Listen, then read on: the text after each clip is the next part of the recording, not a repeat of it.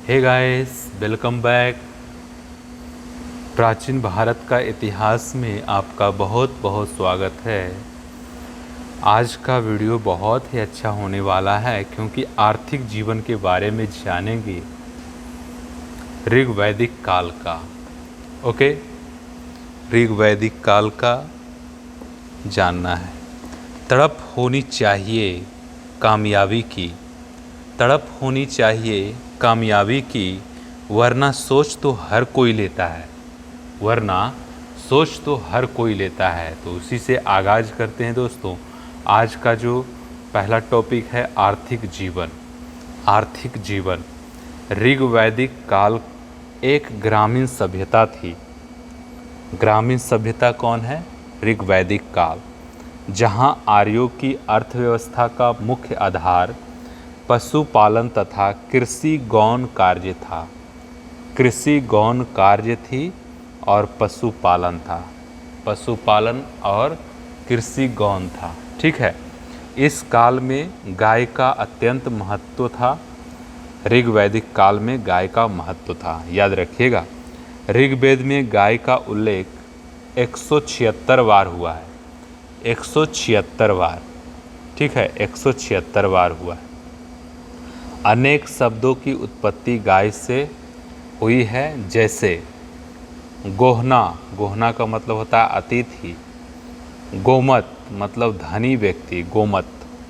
गोधूली, गोधूली होता है संध्या का समय, गोधूली।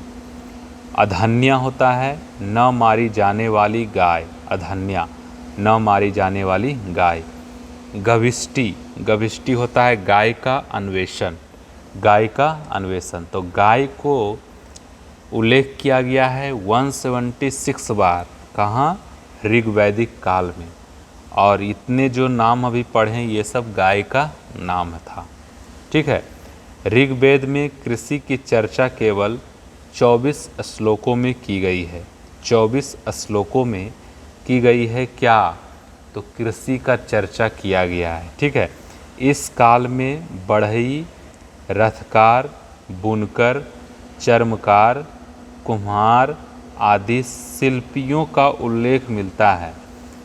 बढ़ई, रथकार, बुनकर, चमकार, चर्मकार, कुम्हार आदि शिल्पियों का उल्लेख मिलता है ऋग वैदिक काल में। अयस शब्द का प्रयोग तांबे या कांसे के अर्थ में होता था। अयस, अयस, अयस। अब है दोस्तों राजनीतिक विज्ञान। जो ऋग वैदिक काल है उसमें कुछ राजनीतिक जीवन हुआ होगा। ठीक है। तो राजनीतिक जीवन बहुत ही अच्छी तरह से हम लोग देखेंगे। देखिए, ऋग वैदिक काल में आर्यों का प्रशासन तंत्र कबीले के प्रधान द्वारा संचालित होता था, जिसे राजन मीन्स राजा कहा जाता था। ऋग वैदिक काल में आर्यों का प्रशासन तंत्र कबीले के प्रधान द्वारा संचालित होता था। ठीक है, याद रखिएगा।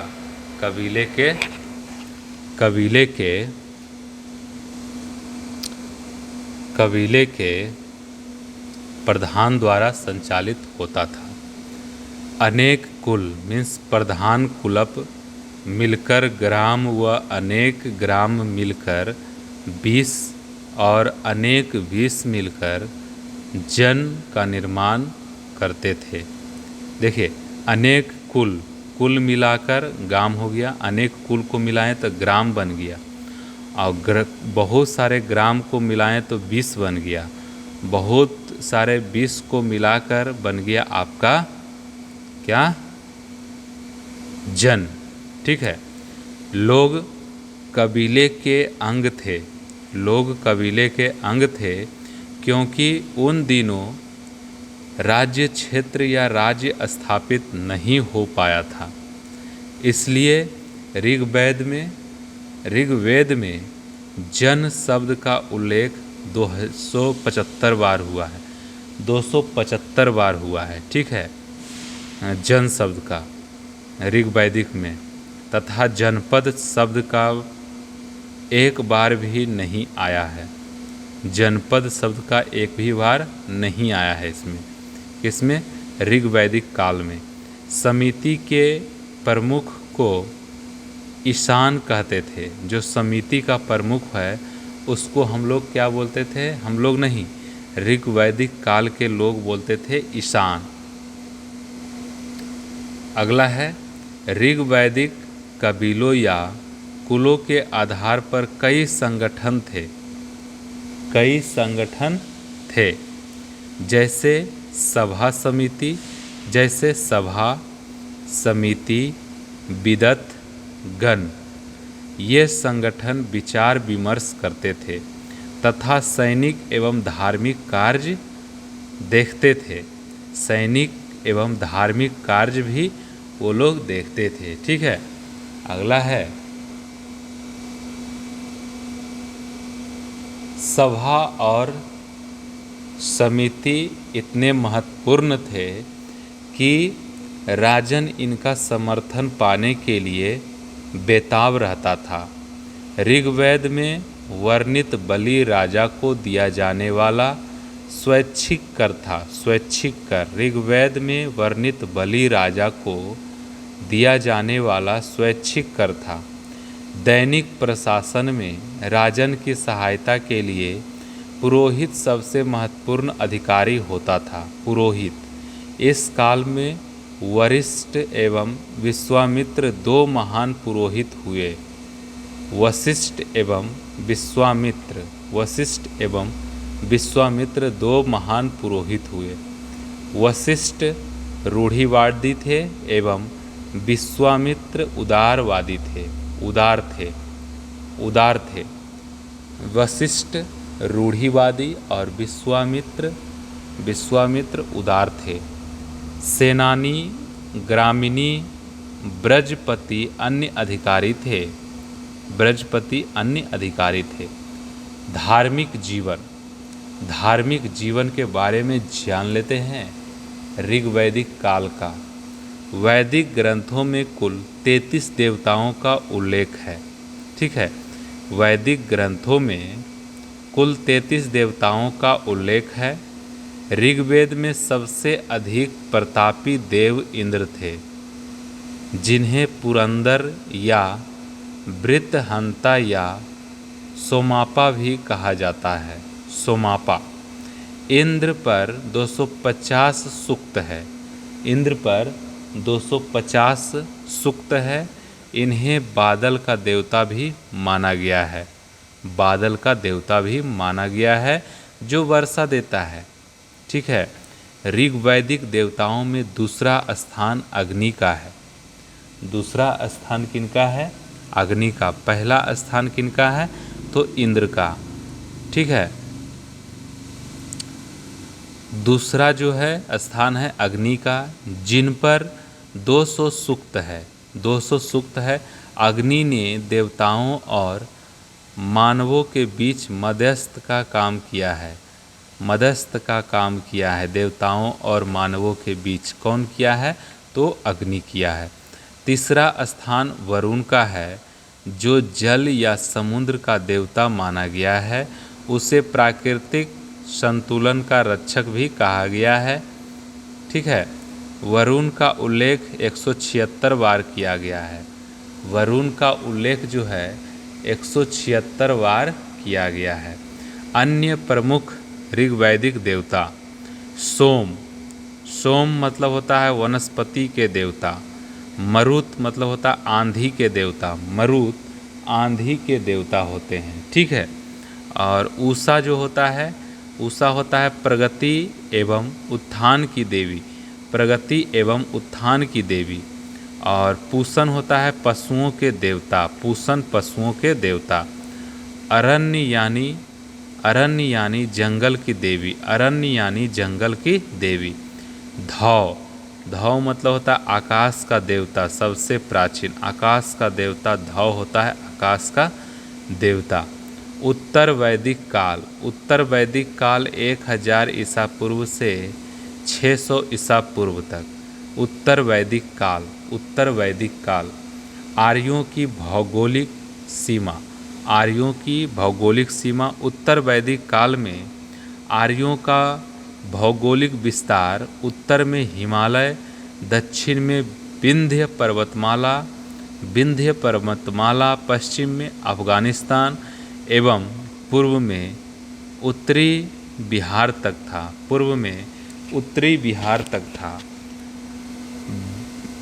उत्तर वैदिक काल में आर्यों का भौगोलिक विस्तार उत्तर में हिमालय, ठीक है, उत्तर में हिमालय, दक्षिण में विंध्य पर्वतमाला और पश्चिम में अफगानिस्तान एवं पूर्व में उत्तरी बिहार तक था।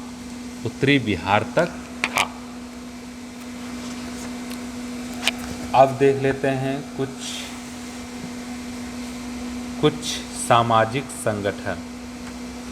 उत्तर वैदिक काल चल रहा है, उसका सामाजिक संगठन देख लेते हैं। उत्तर वैदिक काल का सामाजिक संगठन, ठीक है। सामाजिक संगठन में हम लोग बहुत ही अच्छे बात जानने को उत्सुक हैं कि भाई उत्तर वैदिक काल में सामाजिक संगठन क्या क्या है। अपने माँ बाप को कभी कोई दुख मत देना दोस्तों, क्योंकि उन्होंने पूरी जिंदगी तुम्हारे लिए सिर्फ दुख ही सहे हैं। अपने माँ बाप को कभी कोई दुख देना नहीं चाहिए, क्योंकि उन्होंने पूरी जिंदगी तुम्हारे लिए सिर्फ दुख ही सहे हैं, ठीक है। उत्तर वैदिक काल का समाज 4 वर्णों में विभक्त था। कौन कौन है? ब्राह्मण, राजन्य या क्षत्रिय, वैश्य और शूद्र, ठीक है। इस वर्ण व्यवस्था का आधार कर्म से बदलकर जन्म हो गया। चारों आश्रम ब्रह्मचर्य, गृहस्थ, वानप्रस्थ एवं संन्यास का सर्वप्रथम उल्लेख जावलोपनिषद में मिलता है। उत्तर वैदिक काल में नारियों की स्थिति में गिरावट आई उत्तर वैदिक काल में, ठीक है। ऋग वैदिक काल में जहाँ स्त्रियों का उपनयन संस्कार होता था, वही उत्तर वैदिक काल में स्त्रियों का उपनयन संस्कार बंद हो गया। अथर्ववेद में कन्या के जन्म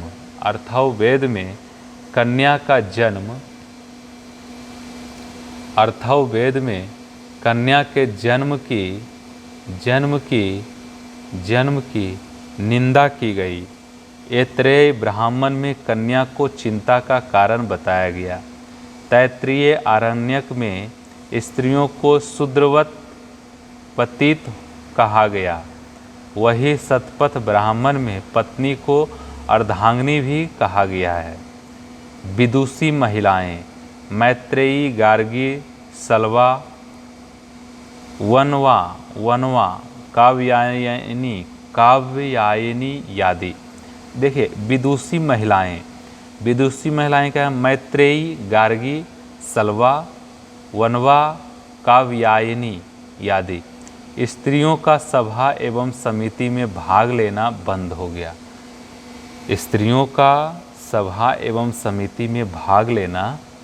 गया।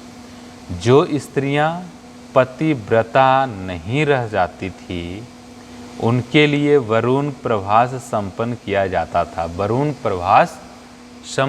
जाता था। अब देखिए उत्तर वैदिक काल का भी आर्थिक जीवन कुछ रहा होगा, ठीक है। तो आर्थिक जीवन के बारे में हम लोग जान लेते हैं। उत्तर वैदिक काल में आर्यों की अर्थव्यवस्था का प्रमुख आधार कृषि था। अर्थव्यवस्था का प्रमुख आधार क्या था? तो कृषि था। इस काल में कई प्रकार की फसलों का उत्पादन होने लगा, जैसे व्रीहि मतलब चावल, मास मतलब उड़द, यव मतलब जौ, गोधूम मतलब गेहूँ। गोधूम किसको कहते थे? गेहूँ को। उत्तर वैदिक काल में लोहे की जानकारी हुई, जिससे खेती करना आसान हो गया, ठीक है। उत्तर वैदिक काल में लोहे की जानकारी हुआ। उत्तर वैदिक काल में अयस के दो रूप चर्चित हैं, श्याम या कृष्ण अयस, श्याम या कृष्ण अयस अयस तथा लौह अयस, तथा लौह अयस। लौह अयस तांबा को बोला जाता है, श्याम या कृष्ण अयस लोहा को बोला जाता था। शतपथ ब्राह्मण में हल संबंधी विधान का वर्णन है, हल संबंधी विधान का वर्णन है। उत्तर वैदिक काल के लोग 4 प्रकार के मृद भांडों से परिचित थे, काला व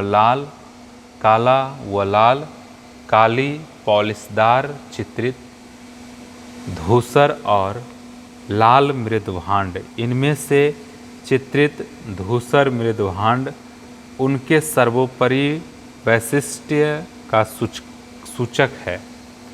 1000 ईसा पूर्व लोहा सर्वप्रथम कर्नाटक के धारवाड़ में मिली, कर्नाटक के धारवाड़ में मिली थी। ठीक है, इसी समय पाकिस्तान के गंधार क्षेत्र में भी लोहे का प्रयोग होने लगा, लोहे का प्रयोग होने लगा। सर्वाधिक लौह औजार अतरंजी खेड़ा से प्राप्त हुई, अतरंजी खेड़ा से प्राप्त हुआ लौह औजार सबसे ज़्यादा। खेती और विविध शिल्पों की बदौलत अब उत्तर वैदिक काल के लोग अस्थायी जीवन अपनाने में समर्थ हो गए। ठीक है, तो अब ये आर्थिक जीवन समाप्त हो गया, तो कुछ न कुछ अब राजनीतिक जीवन तो भी हुआ होगा इसमें भी। तो उत्तर वैदिक काल में राजकीय प्रभुत्व सामने आया, राजकीय प्रभुत्व सामने आया, विदथ लगभग समाप्त हो गया एवं सभा समिति का प्रभाव भी कम हो गया। इस काल में कबीलों ने जनपद रूप ग्रहण किया, कबीलों जो था जनपद का रूप ग्रहण किया। जैसे भरत व पुरु ने मिलकर कुरु जनपद की स्थापना की तथा तुर्बस व कृबि ने मिलकर पांचाल जनपद की स्थापना की। ठीक है, उत्तर वैदिक काल में राजाओं को विभिन्न नामों से पुकारा जाता था। उत्तर वैदिक काल में राजाओं को अलग अलग नामों से पुकारा जाता था। उत्तर का शासक विराट कहलाता था, दक्षिण का भोज, पूर्व का सम्राट, पश्चिमी का, दक्षिण का भोज, पूर्व का सम्राट, पश्चिम का स्वराट एवं मध्य का शासक राजा कहलाता था। उत्तर का शासक विराट कहलाता था, दक्षिण का भोज, पूर्व का सम्राट, पश्चिम का स्वराट एवं मध्य का शासक राजा कहलाता था। ठीक है, राजा का पद आनुवांशिक बन गया, जो सामान्यतः उसके ज्येष्ठ पुत्र को मिलने लगा। इस काल में संग्रहिता, गोविकर्तन जैसे अधिकारियों का अस्तित्व सामने आया। ठीक है, राजाओं का प्रभाव उनके यज्ञों द्वारा और बढ़ने लगा। ठीक है, राजसूय यज्ञ राज्याभिषेक के समय, अश्वमेध यज्ञ साम्राज्य विस्तार के लिए, वाजपेयी यज्ञ रथ दौड़ की आकांक्षा से शक्ति प्रदर्शन, और धर्म जीवन अगला है दोस्तों। उसके बाद 16 संस्करण है, ये सब हम अगले वीडियो में पढ़ेंगे। एक खड़ा पेज समाप्त हो गया है। आपका बहुत बहुत स्वागत था इस वीडियो लेक्चर में। आपको अच्छा लगा है मित्रों तो ज़रूर से ज़रूर इसको शेयर कीजिए, दबा के कीजिए। ओके, तब तक के लिए नमस्कार। अगले वीडियो में फिर से जोश तोड़ से मिलते हैं दोस्तों। तब तक के लिए इजाज़त दीजिए। नमस्कार, जय हिंद, जय भारत।